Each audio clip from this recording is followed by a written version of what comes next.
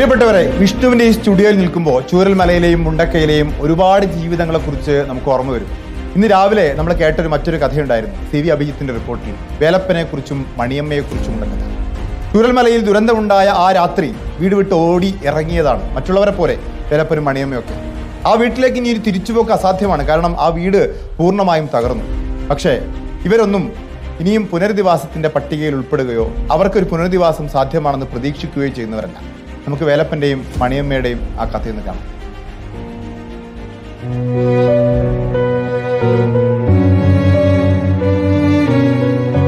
ചൂരൽമലയിലെ പഴയ വില്ലേജ് റോഡിൽ ഒരു വീടുണ്ടായിരുന്നു. ആസ്ബറ്റോസ് ഷീറ്റിട്ട വീടിന് താഴെ വേലപ്പനും മണിയമ്മയും. പ്രളയജലം ഇരച്ചെത്തിയപ്പോഴാണ് വീടിനോട് വിട പറഞ്ഞ് ഇരുവരും പടിയിറങ്ങിയത്.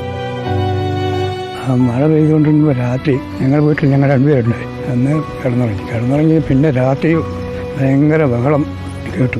ആ ഉരുളോട്ടിൻ്റെ ശബ്ദം കേട്ട് ഞങ്ങൾ ഉറങ്ങാതിരുന്നു. പിന്നെ നേരം വെളുക്കുമ്പോഴേക്ക് ഭയങ്കര മഴയും ഇടിച്ചിൽ പൊളിച്ച് പോയി പറഞ്ഞിട്ടാണ് വിവരം അറിഞ്ഞത്. ഞങ്ങൾ ആരുമില്ല, ഞങ്ങൾ ഒറ്റപ്പെട്ടൊരു വീട്ടിലാണ്. വീട് പൂർണ്ണമായും ഉരുളെടുക്കാത്തതിനാൽ പ്രത്യേകിച്ച് സഹായമൊന്നും ലഭിച്ചിട്ടില്ല. കാട് മൂടിയ വീട്ടിലേക്ക് എങ്ങനെ മടങ്ങുമെന്ന ചോദ്യമാണ് ബാക്കി. ഒന്നും കിട്ടുന്നില്ല, ഒരു സഹായവും കിട്ടുന്നില്ല. 3 മാസം വാടക തന്നു, 3 മാസം 9,000 കയറ്റി തന്നു. അതല്ലാതെ ഈ ഒരു കൊല്ലത്തിൻ്റെ ഇടയ്ക്ക് വേറെ ഒന്നും കിട്ടിയിട്ടില്ല. ഒരു കൊല്ലമായി അന്ന് വന്നതാണ്. പിന്നെ പുള്ളിക്കാരൻ അങ്ങോട്ട് പോയിട്ടില്ല. ഞാൻ പിന്നെയും പണിക്ക് പോകുമ്പോൾ അങ്ങോട്ട് പോകും.